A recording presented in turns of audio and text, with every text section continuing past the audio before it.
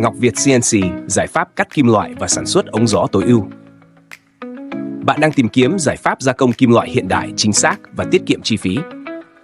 Ngọc Việt CNC mang đến máy sản xuất ống gió và máy cắt laser fiber chất lượng cao giúp tối ưu sản xuất. Máy sản xuất ống gió, tự động cắt, lốc, ghép nối, tăng năng suất vượt trội, độ chính xác cao, tiết kiệm vật liệu, giảm chi phí. Máy cắt laser fiber, công nghệ laser tiên tiến, cắt nhanh, sắc nét, không biến dạng. Tiết kiệm chi phí vận hành, phù hợp với nhiều ngành sản xuất. Ngọc Việt CNC, giải pháp toàn diện cho ngành cơ khí. Liên hệ ngay để nhận tư vấn và báo giá chi tiết.